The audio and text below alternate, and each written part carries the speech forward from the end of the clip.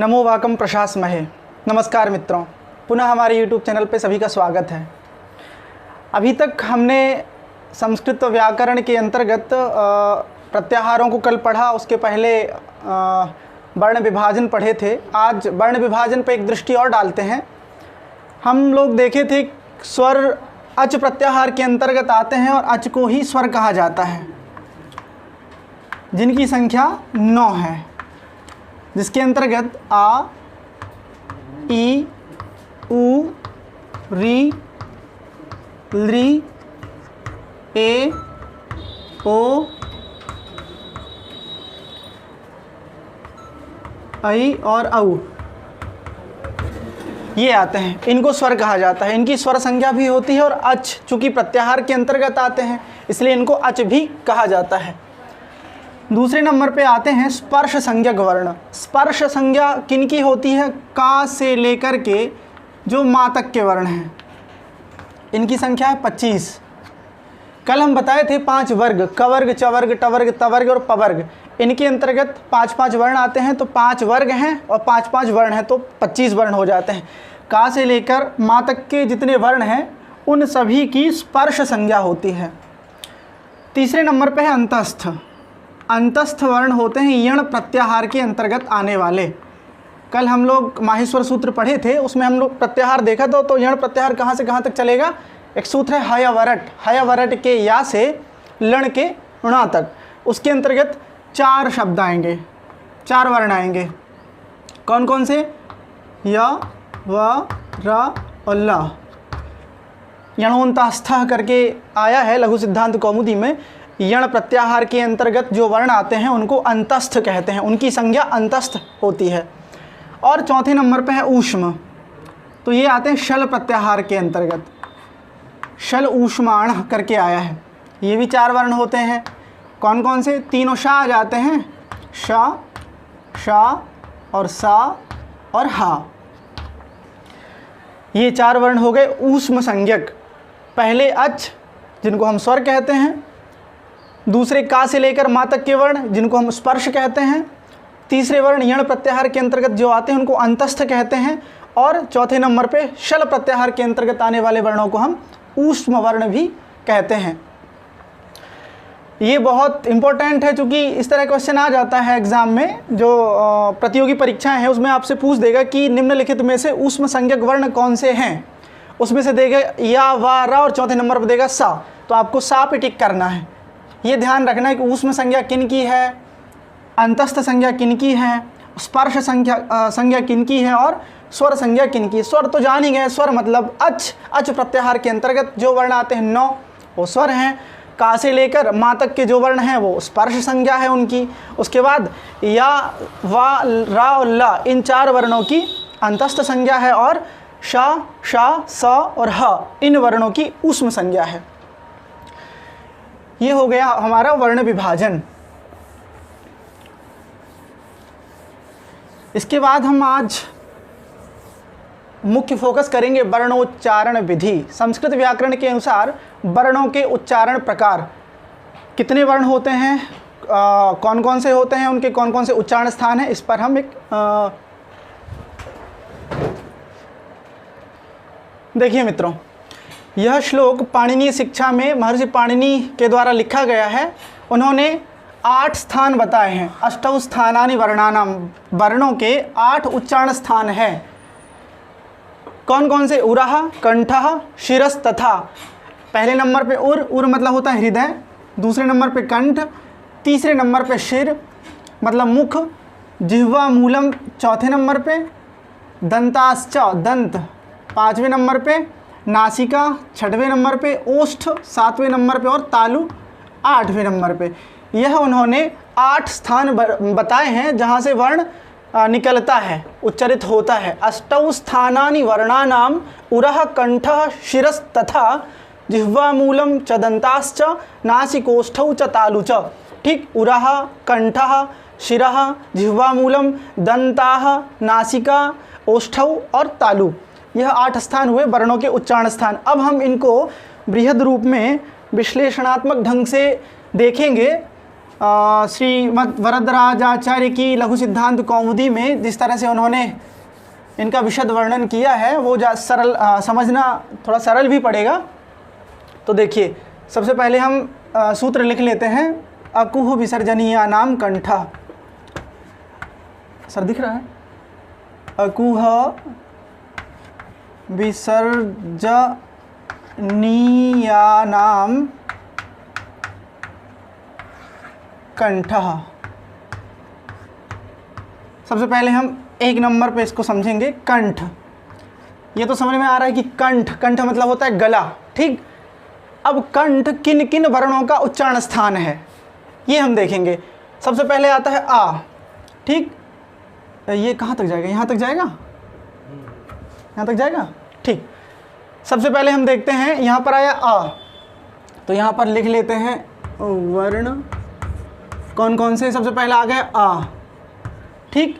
उसके बाद आया है कु। कु मतलब होता है कवर्ग। हम कल 5 वर्ग देखे थे जिनमें कवर्ग, चवर्ग, टवर्ग, तवर्ग और पवर्ग आया था, ठीक। तो कु मतलब हो जाता है कवर्ग। कवर्ग के अंतर्गत कितने वर्ण आते हैं? 5 वर्ण आते हैं, क, ख, ग, घ और अंगा, ठीक। आ के बाद हो गया कवर्ग। कवर्ग से हम क्या समझेंगे? क, ख, ग, घ और अंगा, ये 5 वर्ण।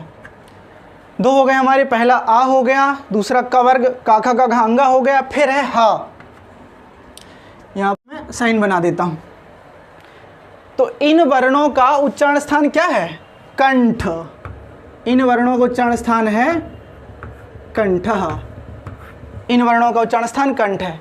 किन किन वर्णों का? पुनः एक बार, आ का, कवर्ग के अंतर्गत 5 वर्ण आते हैं, का, ख, ग, घ, अंगा।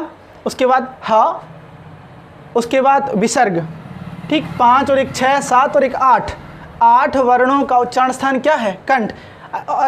नॉर्मली आप देखिए, जैसे अ हम कहते हैं तो सीधा अंदर से ध्वनि निकलती है, बगैर कुछ कोई रिएक्ट नहीं करती, ना हमारा जिह्वा ना दांत, कोई कुछ रिएक्ट नहीं करते हैं। जैसे अ, क, ख, ग, घ, अंगा, तो सीधा अंदर से ध्वनि निकल रही है। इनका उच्चारण स्थान क्या हो गया? सीधा कंठ हो गया। दूसरे नंबर पे देखिए, इचूयशानाम तालु। इचूयशानाम तालु।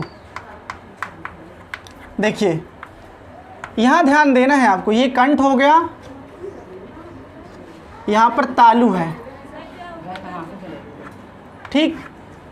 तो इसके अंतर्गत कौन कौन से वर्ण आए? सबसे पहले है ई, यहां हम लिखेंगे ई, ई आ गया। उसके बाद उसी तरह से देखिए, यहाँ पर कू था तो कवर्ग लिया था हमने, यहाँ पर है चू तो इससे चवर्ग लेंगे। चवर्ग के अंतर्गत भी 5 वर्ण आते हैं, चा, छा, जा, झा और या, ठीक। चवर्ग, चवर्ग के अंतर्गत 5 वर्ण आ गए, चा, छा, जा, झा और या, ये 5 वर्ण आ गए। और या लिख दिया, ठीक।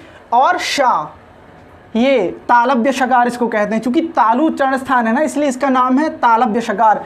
जैसे सीटी वाला सा अथवा शक्कर वाला सा हम हिंदी में कहते हैं, लेकिन संस्कृत में जब हम बोलते हैं तो उसको तालव्य शकार बोलते हैं, तालव्यशा, ठीक। तो यहाँ पर तालव्यशा लिख देंगे, चूंकि इसका उच्चारण स्थान तालु है। ई हो गया, चवर्ग हो गया, या हो गया, तालव्य शकार हो गया। इनका उच्चारण स्थान क्या है भाई? तालु। चा। सर देखिए, जब हम उच्चारण करते हैं चा का तो जीभ हमारी ऊपर टच करती है ना तालु में, चा, छा, जा, झा, प्रैक्टिकली देख सकते हैं।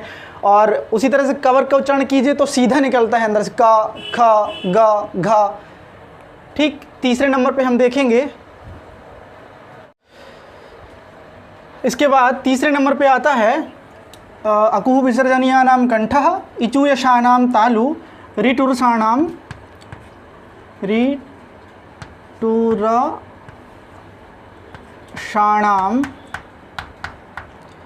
मूर्धा, ठीक। तो मूर्धा, मूर्धा कौन सा स्थान है मुंह के अंदर? हमारे मुंह में ऊपर वाला भाग, ठीक। री का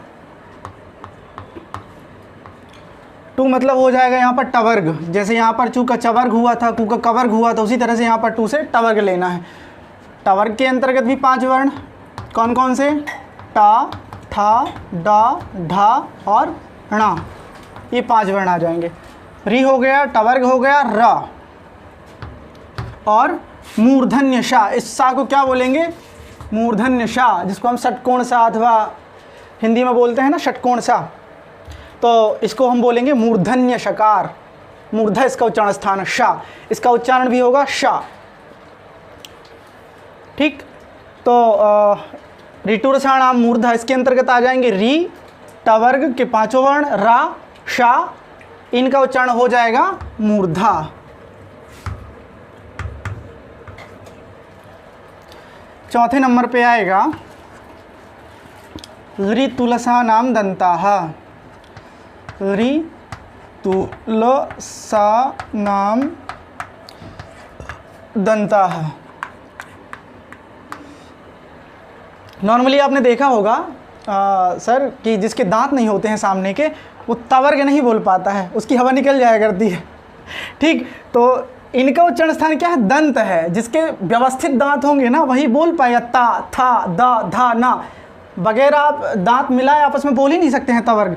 तो री हो गया, हिंदी में इसका उच्चारण नहीं होता है, हिंदी में इसका प्रयोग भी नहीं होता है, अधिकतर संस्कृत में ही आपको देखने को मिलेगा ये वाला वर्ण ली। ठीक, तवर्ग से लेंगे हम 5 वर्ण, वही ता, था, दा, धा और ना, ये 5 वर्ण तवर्ग के अंतर्गत आ जाएंगे। फिर है ला और सा, इसको हम कहते हैं दंत सा, दंत्य सा, दंती सकार। ठीक, ये हो गया आपका तालव्य शकार, ये है मूर्धन्य शकार और ये है दंती सकार, चूंकि इसका उच्चारण स्थान दंत है सा। तो इन वर्णों का ली का हो गया ता, था, दा, धा, ना, ला और सा, इन वर्णों का उच्चारण स्थान दंत है, दंत। 5वें नंबर पे उपपदमानीयानाम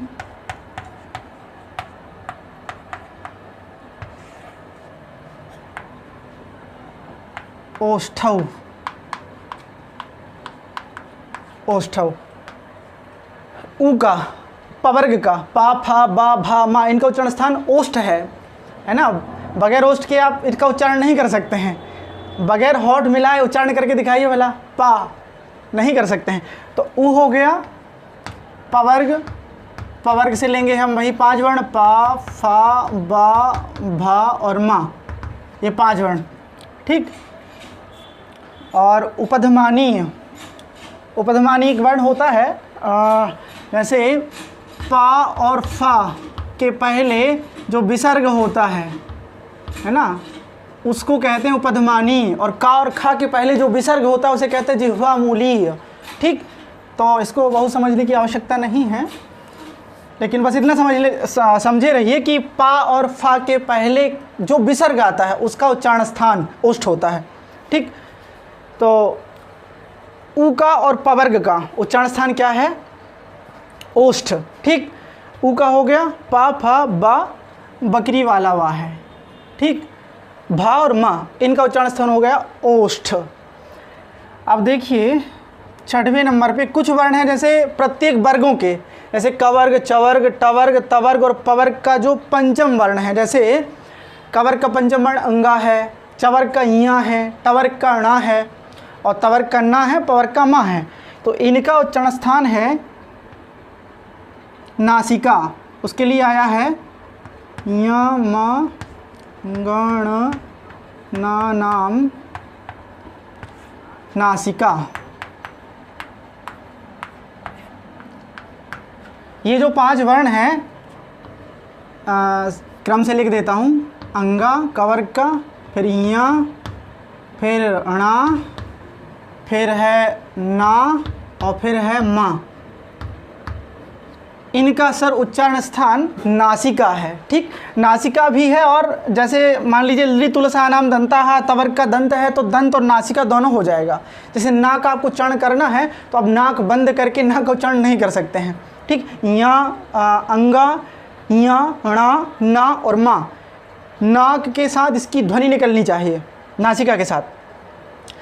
7वें नंबर पे आ जाएगा ए दयितोः कंठतालु, कंठतालु। और 8वें नंबर पे आ जाएगा ओदौतोः कंठोष्ठम। और 9वें नंबर पे आ जाएगा वकारस्य दंतोष्ठम, वकारस्य दंतोष्ठम।